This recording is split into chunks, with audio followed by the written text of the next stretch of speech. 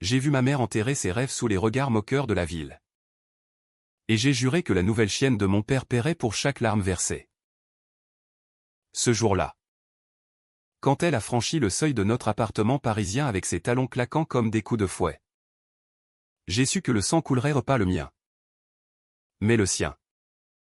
Goutte à goutte. Jusqu'à ce qu'elle implore pardon. Et le plus beau? Ce n'était pas moi qui tiendrais le couteau, c'était le destin. Ce salaud impartial. Qui la broierait sous le poids de ses propres mensonges. Je m'appelle Élise. Et Paris, cette garce impitoyable, m'a appris tôt que l'amour familial n'est qu'une illusion fragile. Un château de cartes balayé par le premier vent de trahison. J'avais 25 ans quand tout a basculé. Ce printemps 2023 où les cerisiers du Luxembourg fleurissaient en rose pâle. Indifférent à la pourriture qui gangrenait notre petit monde.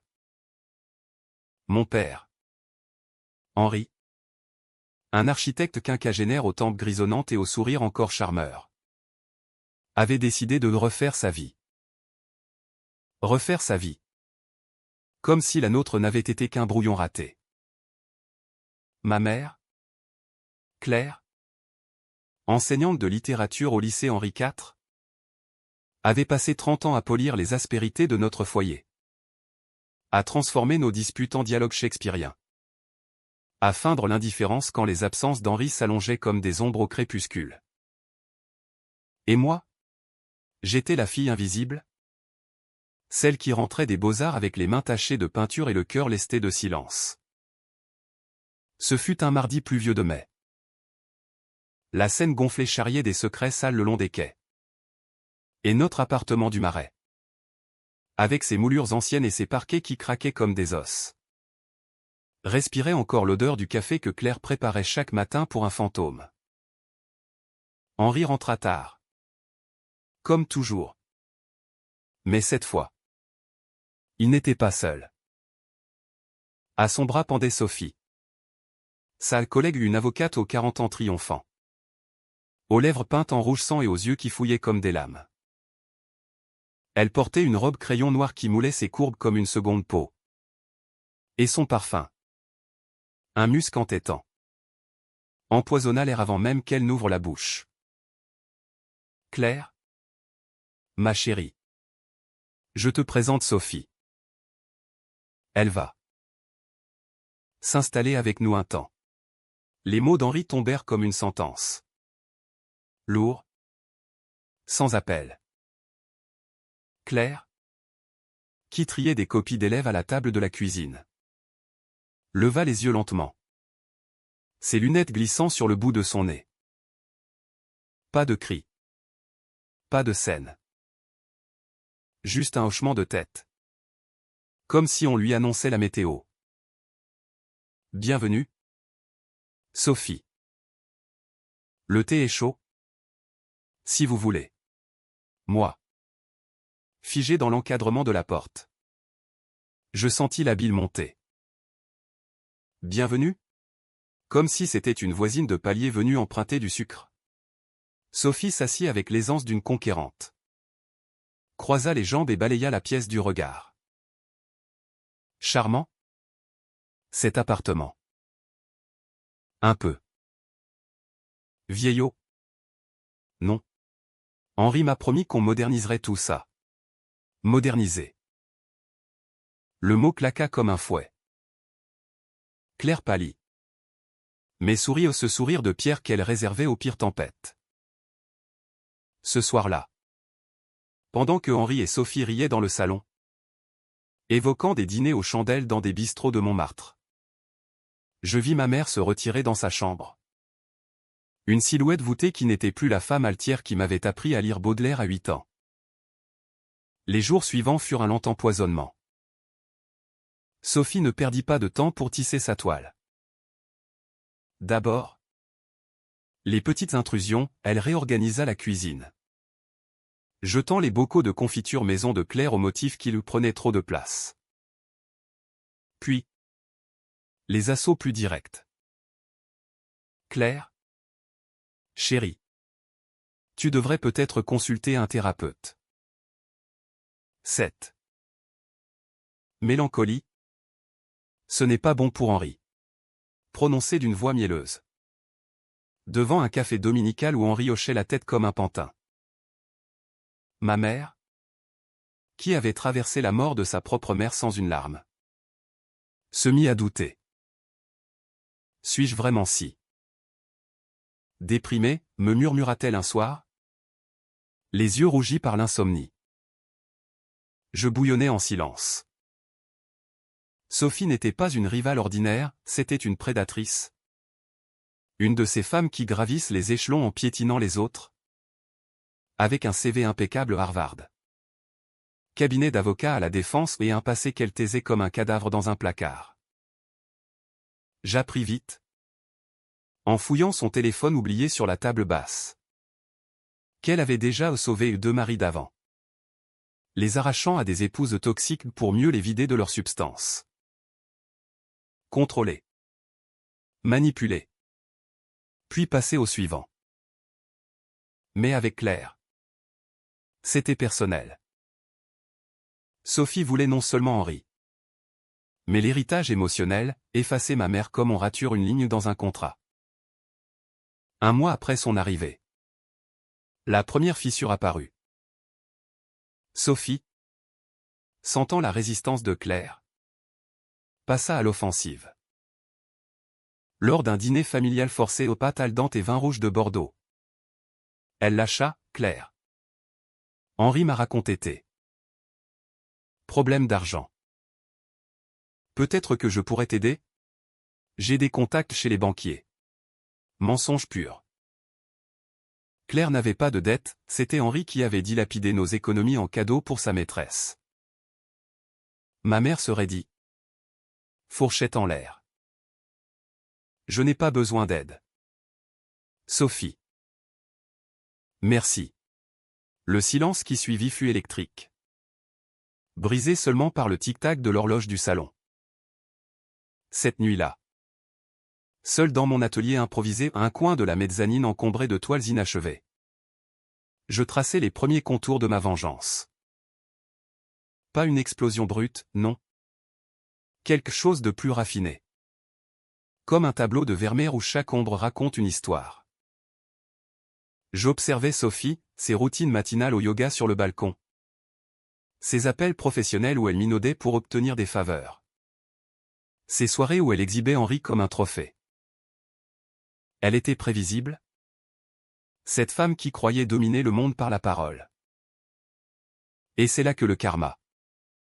Ce vieux complice commença à murmurer à mon oreille. Je commençais par des riens, un email anonyme à son cabinet. Signalant une incohérence dans ses dossiers clients. Rien de grave. Juste assez pour semer le doute. Puis, une photo discrète de ses textos ambigus avec un collègue masculin. Envoyé à Henri sous un faux compte. Il ne dit rien. Mais je vis le doute s'installer dans ses yeux. Comme une fissure dans un vase de porcelaine. Claire? Elle? Renaissait doucement. Un matin. Je la surpris à relire ses anciens carnets de poésie. Un sourire timide aux lèvres. Élise. Ma chérie. Peut-être que je devrais partir. Pour toi. Pour nous. Partir? Jamais. Pas sans que Sophie paie. L'été arriva. Torride et oppressant. Avec ses orages qui éclataient sur les toits de zinc. Sophie intensifia ses attaques, elle convainquit Henri de réviser le testament familial. Arguant que Claire n'était plus stable. J'entendis la conversation par la porte entrebâillée, Henri.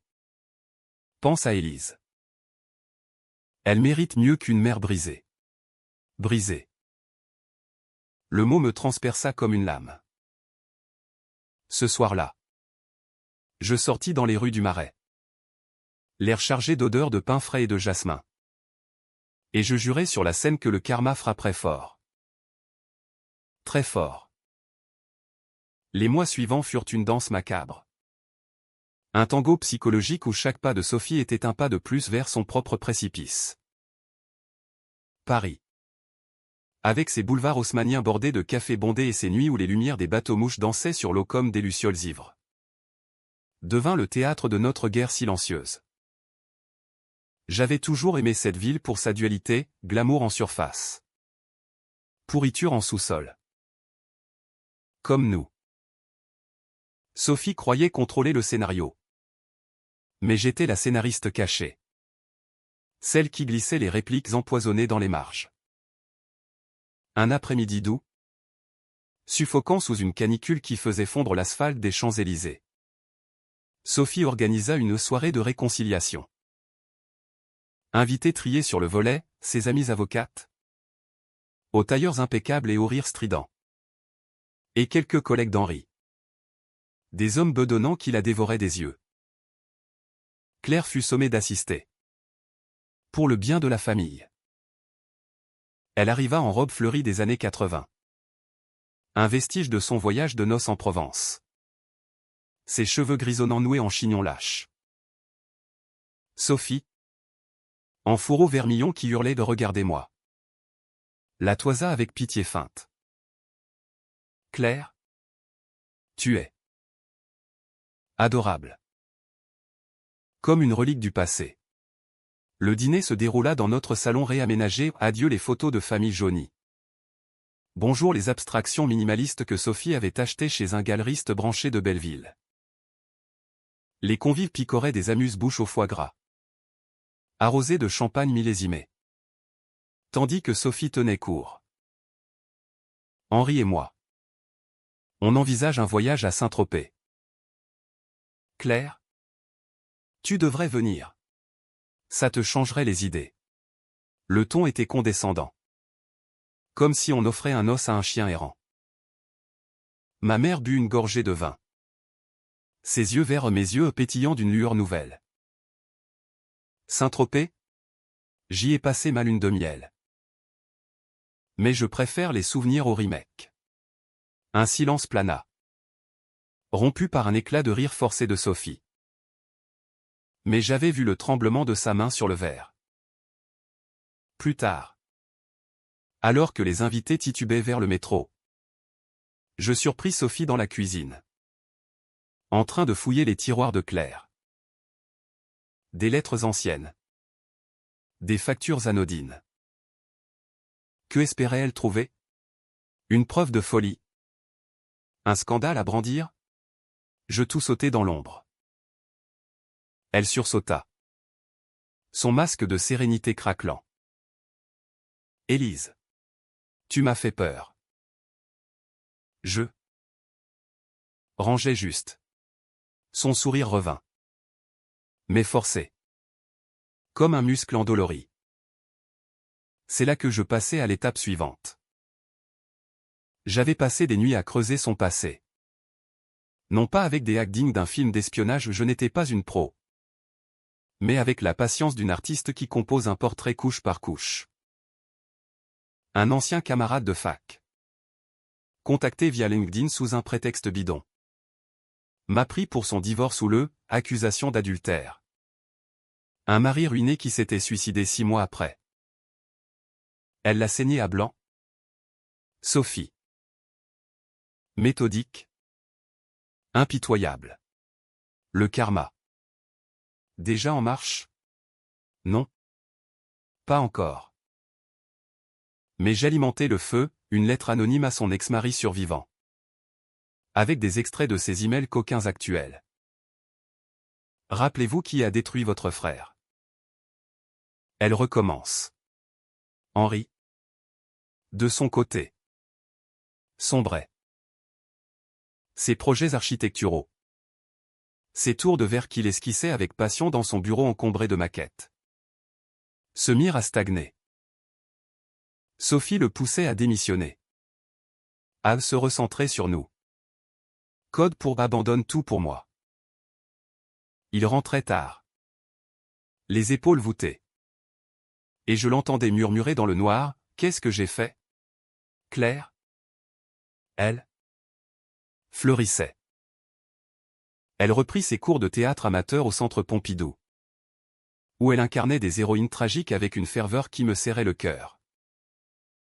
Maman, tu es plus forte qu'elles toutes, lui dis-je un soir, alors qu'on partageait un plateau de fromage sur le balcon, sous un ciel étoilé qui faisait de Paris une toile vivante. Mais Sophie contre-attaqua. Fin septembre, elle orchestra une crise. Claire, épuisée par une journée de correction, oublia de ranger ses pilules pour l'hypertension à un flacon banal, prescrit après le choc de la séparation. Sophie le découvrit et appela Henri en panique, « Ton ex est en train de craquer. Regarde ça. » Des antidépresseurs. Mensonge et honté, c'était des bêta-bloquants. Henri, paniqué, confronta Claire, « Es-tu suicidaire ? Ma mère, blessée au vif, pleura pour la première fois devant moi. Élise. Je ne peux plus. Elle me vole tout, lui. Notre maison. Ma dignité. Ce fut le déclic. Le lendemain, je contactai un détective privé à un vieux loup du 16e arrondissement. Recommandé par un ami artiste fauché. Pas cher. Discret. Trouvez-moi tout sur Sophie Laurent. Chaque ombre. Les rapports arrivèrent par email crypté, dettes cachées chez les usuriers pour financer son train de vie. Un harcèlement passé sur une rivale au barreau.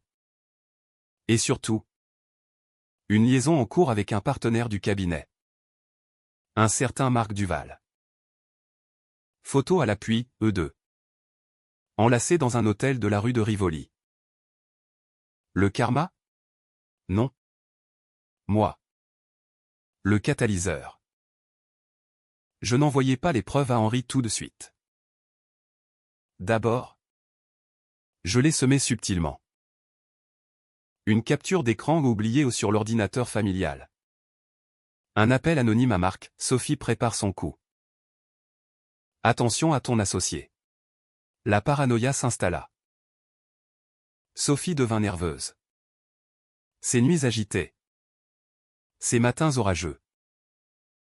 Lors d'un brunch au café de Flore, elle craqua devant ses amis, « Cette famille est toxique. » Henri doute de tout. Mais le doute, c'était elle qui l'avait semé. Octobre apporta les feuilles mortes qui tourbillonnaient dans les jardins du Luxembourg. Et avec elle, la première vraie fissure. Henri surprit un texto de Sophie à Marc, « Rendez-vous ce soir. Chérie » et le monde bascula. Pas de scandale immédiat, il se contenta de la fixer. Brisée. C'est vrai ? Sophie nia. Pleura. Accusa Claire de complot. Mais le poison coulait déjà dans ses veines. Claire, apprenant l'affaire par moi, ne triompha pas. Elle pleura avec lui. Dans le salon au mur qui semblait rétrécir. Henri, pars si tu veux. Mais ne la laisse pas nous détruire. Moi. Dans l'ombre, je souriais. Le karma n'était qu'au début de sa danse. Et Paris, témoin indifférent, continuait son ballet éternel sous la pluie fine d'automne. Novembre enveloppa Paris d'un manteau de brume, transformant les avenues en couloirs fantomatiques où les passants hâtaient le pas, collés à leurs parapluies comme à des boucliers dérisoires. Notre appartement. Jadis un havre de rires étouffés et de musique classique en fond. Puis est maintenant la méfiance. Un relent âcre de trahison non dite. Sophie, acculée par le doute d'Henri, redoubla d'efforts pour regagner du terrain. Elle joua la carte de la vulnérabilité, des dîners aux chandelles où elle confessait des faiblesses fabriquées. Des cadeaux extravagants ou une montre Patek Philippe pour Henri. Un collier en perles pour Claire. Empoisonné d'hypocrisie. Pour nous unir. Comme une famille. Claire accepta le bijou avec un sourire poli. Mais je vis ses doigts trembler, elle le rangea dans un tiroir. Comme un serpent empaqueté. Henri. Ce pauvre pantin au fils sectionné. Oscillait. Un jour, il suppliait Sophie de rester, le lendemain. Il errait dans les rues de Belleville. Buvant des demi dans des bars enfumés. Évoquant les bons vieux temps avec Claire. Moi. Élise. Je devenais l'observatrice invisible. La toile qui absorbe les taches d'encre. Mes toiles. Abandonnées pendant des semaines. Reprenaient vie sous mes pinceaux, des portraits sombres de femmes aux yeux hantés. Des architectures fissurées qui hurlaient la désintégration. L'art était ma thérapie. Mon arme secrète. Chaque coup de brosse était un clou dans le cercueil de Sophie. Le détective. Un certain Raoul avec une moustache jaunâtre et un accent marseillais éraillé. M'envoya un dossier plus épais que le code civil. Sophie n'était pas seulement une manipulatrice, elle était une fraudeuse en herbe. Des transferts douteux de fonds clients vers des comptes offshore. Des faux témoignages dans des affaires de divorce pour gonfler ses honoraires. Et le clou, une plainte en suspens pour chantage contre une ex-collègue. Étouffée par des pots de vin. C'est du lourd. Mademoiselle. Mais attention. Elle mord. Je payais en liquide. Dans un café anonyme près de la place des Vosges. Et rentrais avec le dossier sous le bras.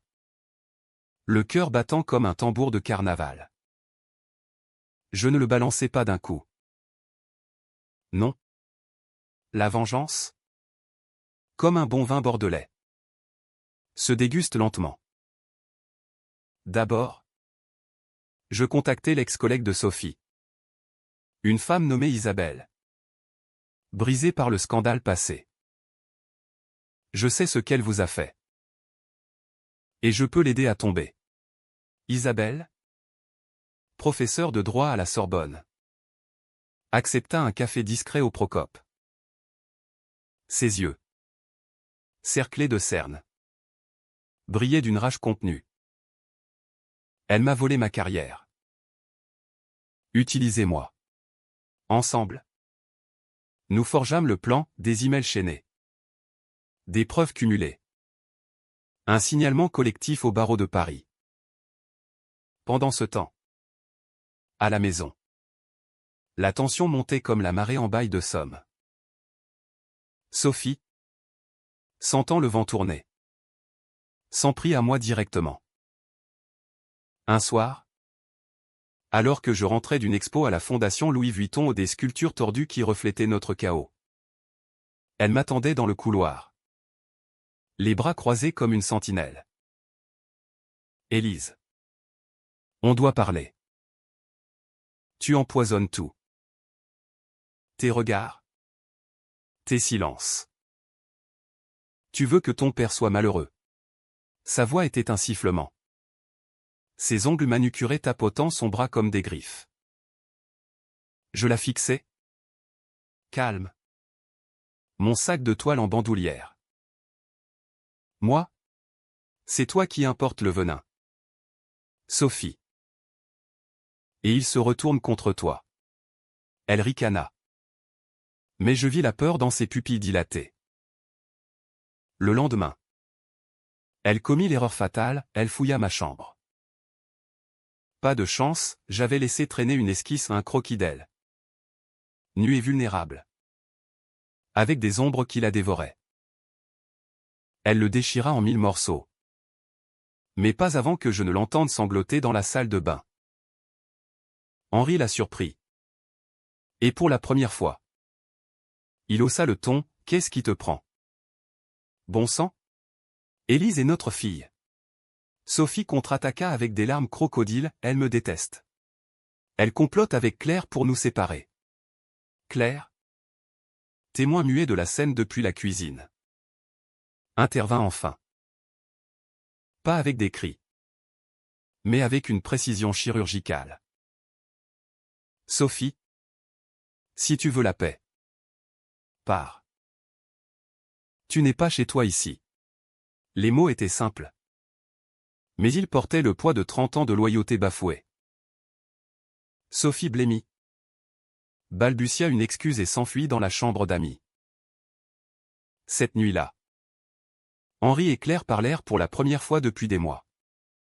Non pas d'amour perdu, mais de nous ou de l'avenir d'Élise. De la maison qui n'était plus qu'un champ de ruines. Moi. Je déclenchai la phase 2. L'email au barreau partit à minuit. Depuis un cybercafé du quartier latin. Anonyme et étayé de pièces jointes irréfutables. Fraude et chantage, preuves ci-jointes concernant maître Sophie Laurent. Copie à Isabelle. Qui promit de témoigner. Le lendemain. Sophie reçut l'appel, une enquête préliminaire ouverte. Elle rentra à garde. Le téléphone tremblant dans la main. C'est une erreur. Quelqu'un me sabote. Henri. Las. Ne l'a cru qu'à moitié. Peut-être que c'est le karma. Sophie. Tes actions. Décembre arriva avec ses guirlandes lumineuses sur les Champs-Élysées et son froid qui mordait les os. Sophie. Paranoïaque. Accusa tout le monde, le concierge. Les voisines. Même le livreur de Chronopost. Elle buvait trop. Ses yeux injectés de sang fixant les ombres comme des ennemis. Claire. Renaissance en marche. Organisa un Noël modeste, un sapin chétif du marché de Noël de Notre-Dame. Des bûches maison et des chants de Piaf en fond.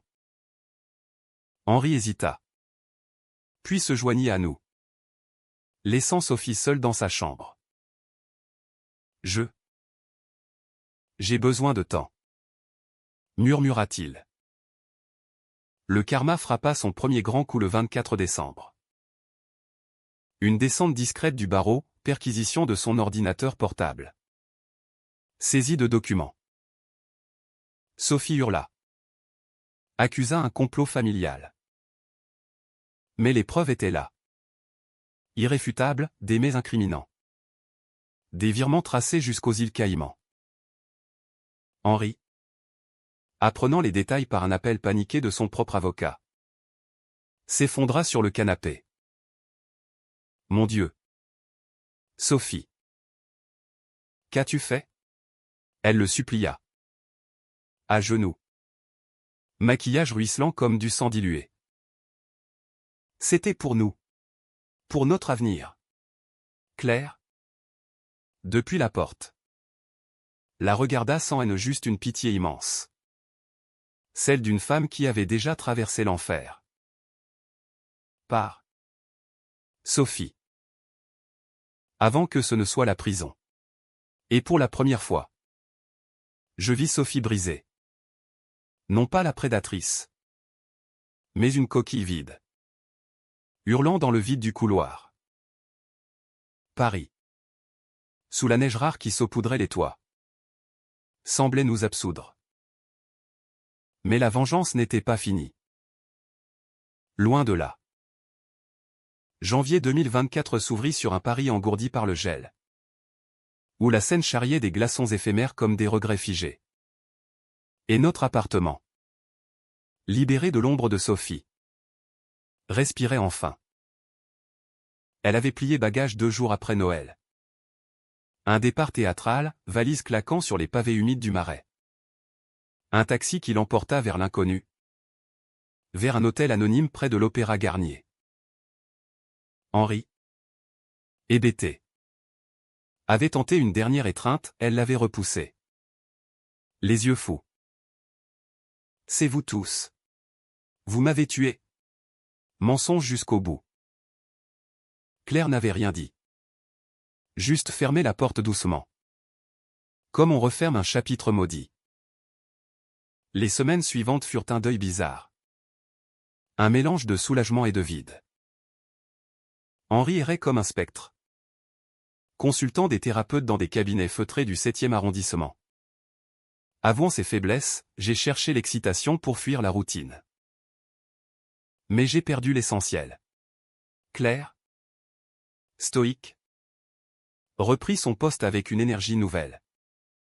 Ses cours sur Proust vibrant d'une authenticité qui captivait ses élèves.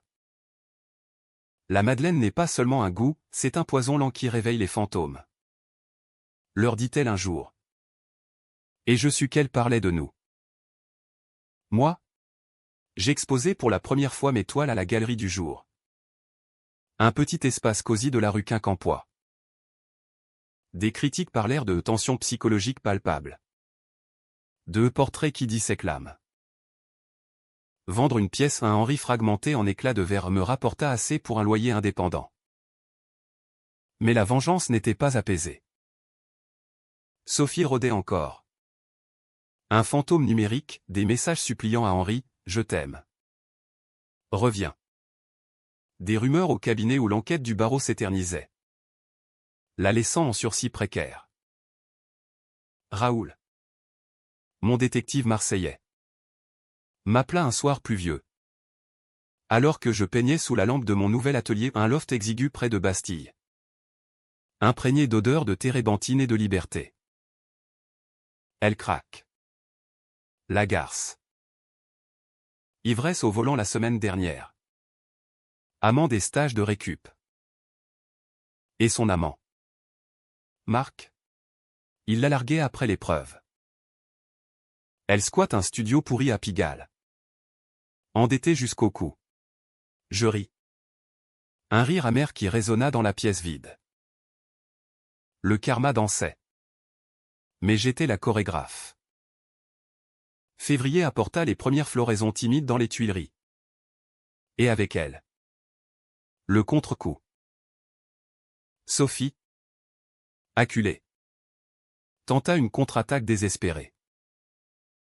Elle contacta Claire directement, un appel larmoyant, « Vous avez gagné ». Mais Élise. C'est elle. N'est-ce pas? La petite manipulatrice qui a tout orchestré. Claire? Au téléphone. Pâlit met un bond. Sophie? C'est ton propre venin qui te ronge. Laisse-nous en paix. Elle raccrocha. Tremblante. Et me raconta tout autour d'un thé à la menthe. Dans un salon redevenu nôtre. Elle sait. Élise. Pour les emails? L'épreuve. Mon cœur s'emballa. Avait-elle des traces? Raoul jura que non, tout était fantôme. Mais la peur s'insinua. Un ver froid dans mon ventre. Et si elle ripostait?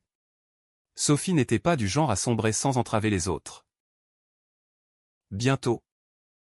Les signes apparurent, des graffitis sur la porte de notre immeuble famille toxique. Un colis anonyme avec des photos truquées de Claire en folle furieuse. Henri, rongé par la culpabilité, proposa de déménager. À la campagne. Peut-être? En Normandie? Claire refusa. Non. C'est ici notre racine. Et on ne fuit pas les ombres, on les affronte. Mars, avec ses pluies battantes qui lavaient les boulevards, vit l'enquête du barreau s'accélérer. Témoignages affluaient, clients floués. Collègues harcelés. Isabelle, mon allié sorbonnarde, fut citée comme témoin clé. Sophie fut suspendue de ses fonctions. Son nom banni des annuaires professionnels.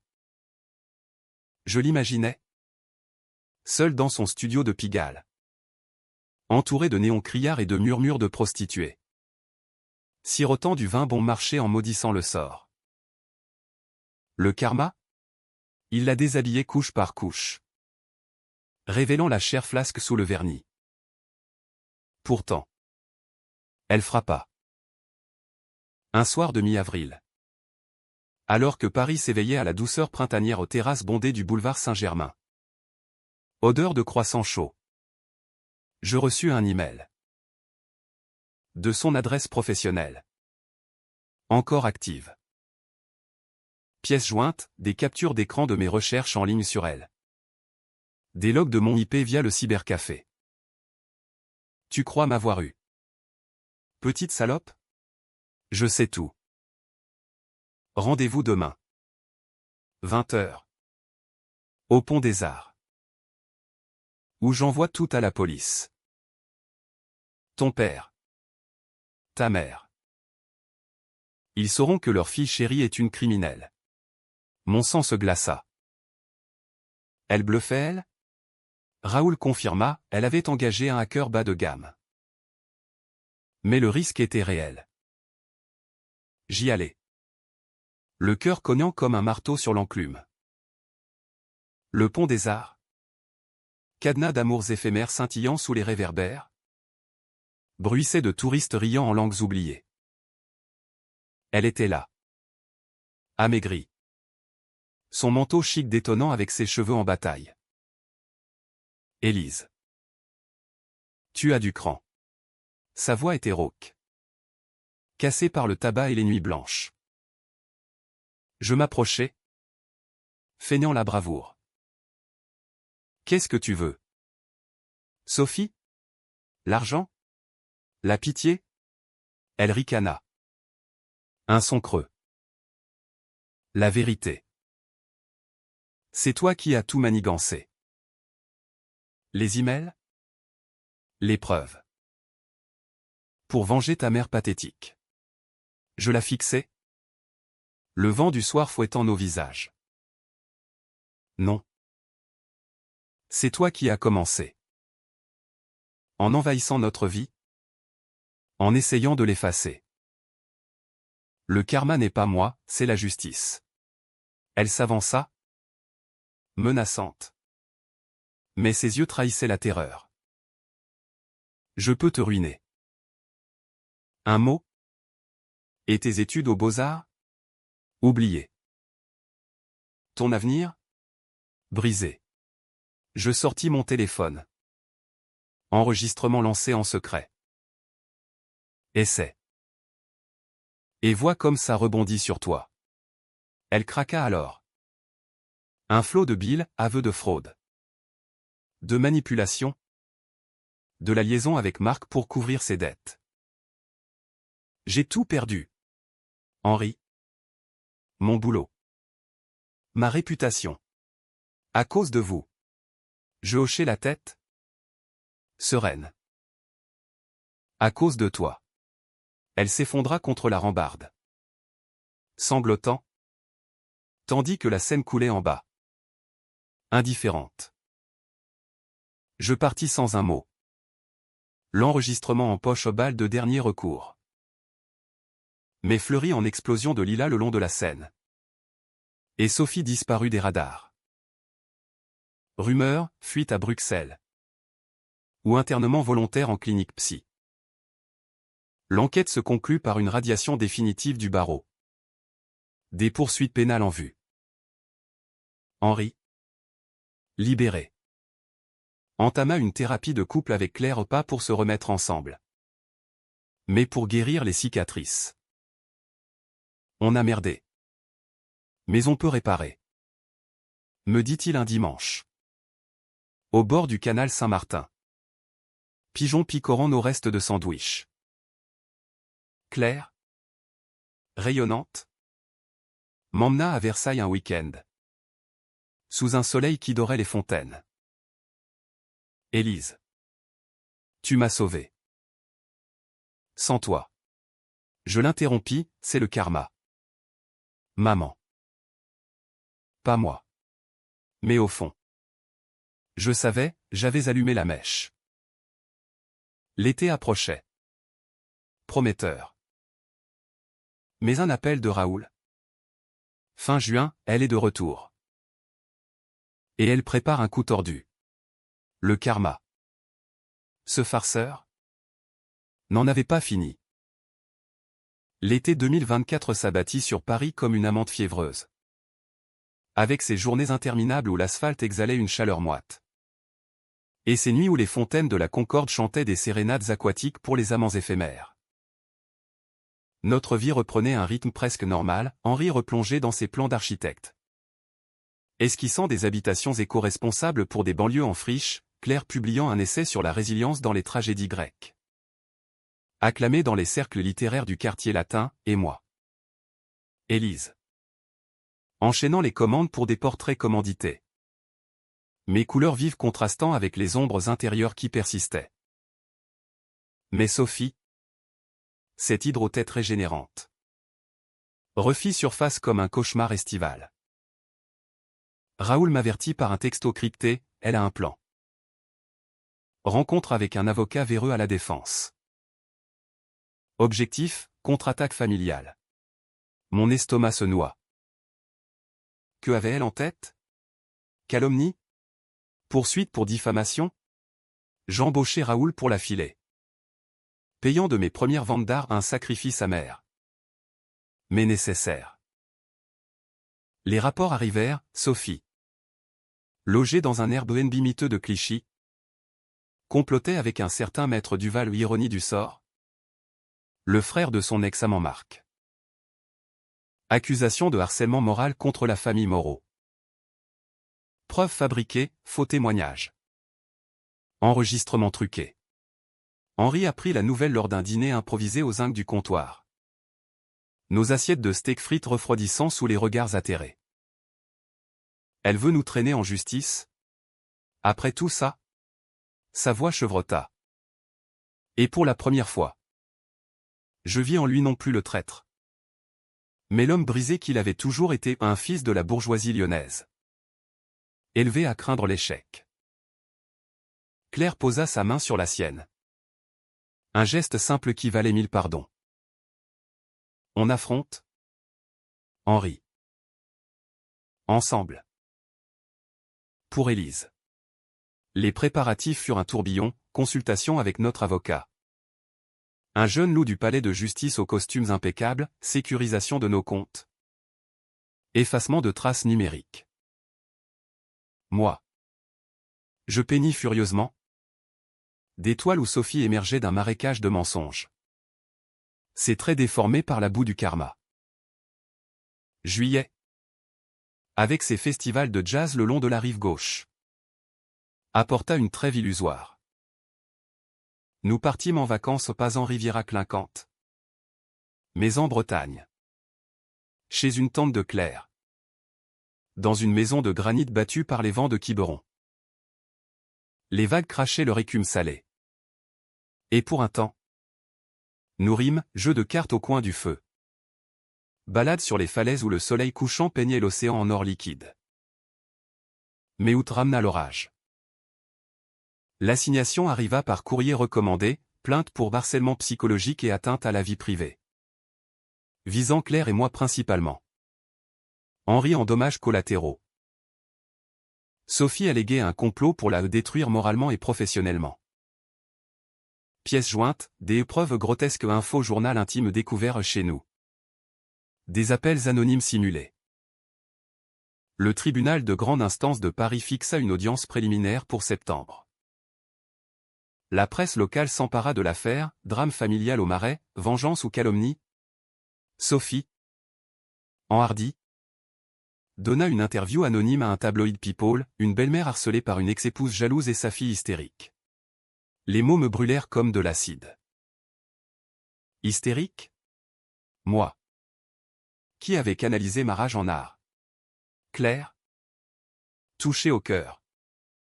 Se replia, nuit d'insomnie. Où elle relisait des passages d'Anna Karenina comme un exorcisme. Et si on perdait? Élise? La maison. Notre réputation. Henri? Galvanisé par la peur. Devint notre roc, on se bat. Pour de bon? Cette fois. L'audience fut un cirque. La salle d'audience. Au lambris sombre et à l'odeur de vieux papier. Bourdonnait de murmures. Sophie entra théâtrale. En tailleur pantalon gris perle. Maquillage impeccable masquant les cernes. Son avocat. Un barbouze aux yeux fuyants. Déroula son réquisitoire, Madame Laurent. Victime d'une machination ourdie par une famille dysfonctionnelle. Elle joua la larme à l'œil, évoquant l'enfer quotidien sous notre toit. Elles m'ont espionné, piégé, pour se venger de mon amour pour Henri. Notre tour vint. Maître Lemoine, notre avocat, démolit le château de cartes, témoignage d'Isabelle et d'anciens clients. L'enregistrement du Pont des Arts où Sophie confessait tout. Monsieur le juge. Ceci n'est pas une victime, c'est une menteuse professionnelle. Henri témoigna. Voix ferme, j'ai été faible. Mais pas aveugle. Sophie a menti. Manipulé. Le harcèlement allait dans l'autre sens. Claire, élégante en chemisier blanc, parla de résilience, j'ai perdu mon mari. Mais pas mon âme. Elle voulait me briser, le destin en a décidé autrement. Moi. Élise. Je fus la dernière. Face au juge. Un homme aux lunettes rondes et au regard perçant. Je décrivis non pas la haine, mais la douleur. Sophie n'a pas volé un mari, elle a volé une mère à une fille. Son karma? Ses propres mensonges. Qui la rattrape? La salle retint son souffle. Sophie blêmit. Son masque se fissurant en un rictus de rage. Le juge ajourna pour délibérer. Mais le verdict tomba vite, plainte irrecevable. Sanction pour faux et usage de faux contre Sophie. Amende salée. Injonction d'éloignement. Elle sortit de la salle comme une furie. Hurlant, ce n'est pas fini. Vous paierez. Mais c'était fini. Vraiment. Septembre. Avec ses vendanges précoces en Bourgogne et ses feuilles jaunissant les allées du bois de Boulogne. Nous offrit la paix. Henri et Claire, dans une décision surprenante, annoncèrent une cohabitation amicale, pas un remariage, mais une alliance forgée dans le feu. Moi, je vendis une série de toiles sur le thème du karma à une galerie de Saint-Germain-des-Prés.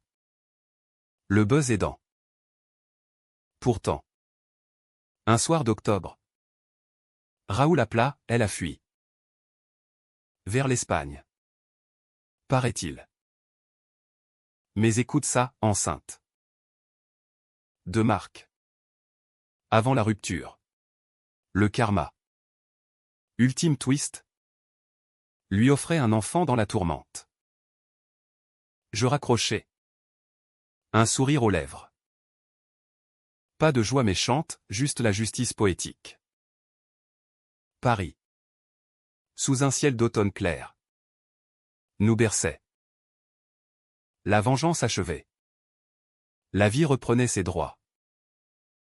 Novembre 2024 ferma le cercle. Avec ses brumes automnales qui enveloppaient Paris d'un voile mystique. Transformant les monuments en silhouettes éthérées et les cœurs en sanctuaires apaisés. L'affaire Sophie n'était plus qu'un écho lointain. Un chapitre griffonné dans les marges de notre histoire familiale. Mais ses leçons persistaient comme des tatouages invisibles sur l'âme. Henri, revigoré, lança un projet ambitieux, la rénovation d'un ancien entrepôt en lofts artistiques à Pantin. Un quartier en mutation où les graffitis côtoyaient les ateliers d'artisans.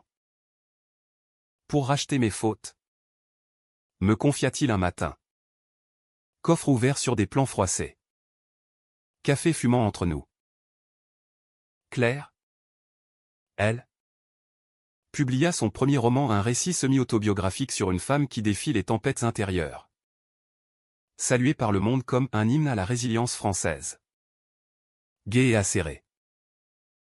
Moi. Élise.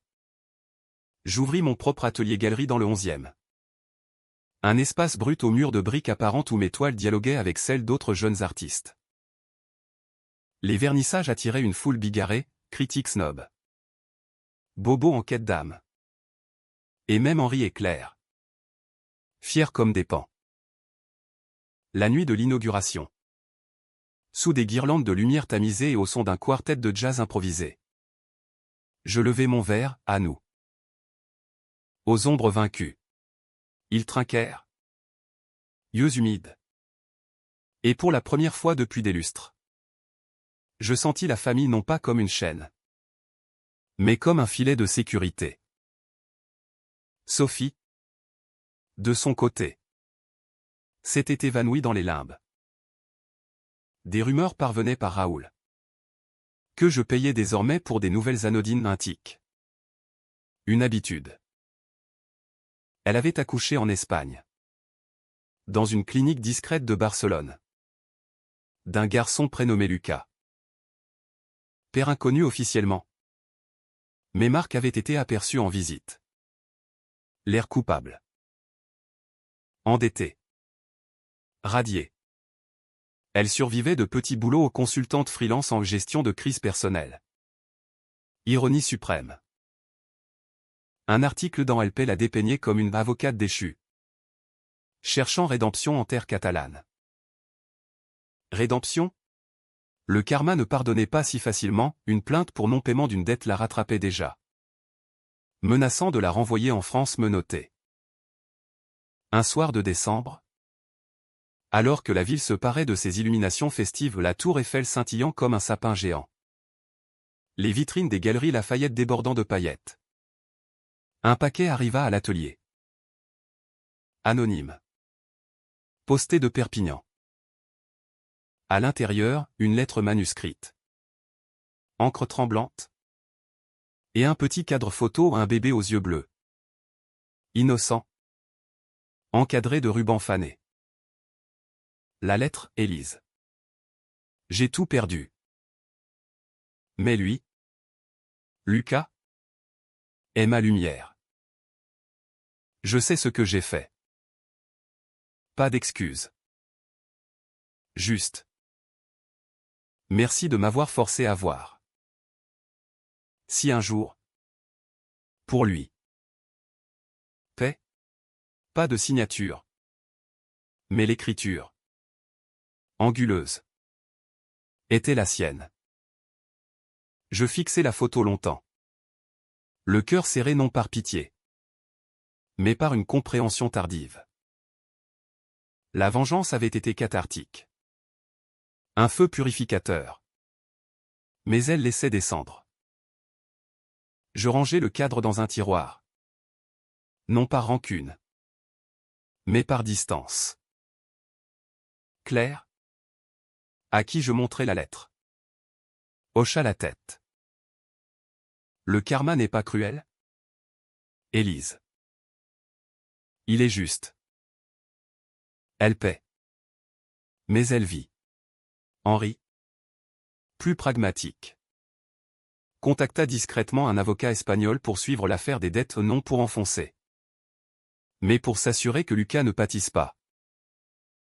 Noël ce année-là fut un festin d'émotions, dindes rôties dans notre appartement rouvert aux joies simples. Cadeaux emballés avec soin, un carnet de croquis pour moi. Un billet pour un concert à la Philharmonie pour Claire. Un modèle réduit d'une cathédrale gothique pour Henri. Sous le sapin. Nous échangeâmes non pas des mots lisses, mais des vérités nues, regrets. Pardon. Promesse. J'ai été un lâche. Avoua Henri. Verre de chardonnay en main. Claire sourit, et moi. Trop patiente. Mais ensemble, on est plus fort. Moi. Je levai mon verre, au karma. Et à nous? Qui l'avons dompté? L'année 2025 s'annonçait radieuse. Mes toiles se vendaient à l'international. Un contrat avec une maison d'édition pour un livre d'art sur les ombres familiales. Claire préparait une tournée de lecture à Lyon et Marseille, Henri. Un voyage en Italie pour s'inspirer des ruines romaines. Paris. Complice éternel. Nous offrait ses saisons en boucle, printemps des renaissances. Été des passions. Automne des bilans. Hiver des introspections. Un matin de janvier. Alors que la neige rare saupoudrait les toits. Je reçus un email de Raoul, Sophie s'est installée à Madrid. Boulot légal comme assistante juridique. Le gamin va bien. Elle demande. De ne pas oublier. Je souris. Effaçant le message. Oublier? Non. Se souvenir. Pour grandir. Assise à mon chevalet. Pinceau en main. Je traçais les contours d'une nouvelle toile, une famille sous un ciel clair. Ombre longue mais pas menaçante. La scène en arrière-plan. Symbole de flux incessant. Le karma avait frappé fort? Oui. Mais nous avions survécu. Plus sages. Plus unis. Et dans cette ville de lumières impitoyables. C'était la plus belle revanche.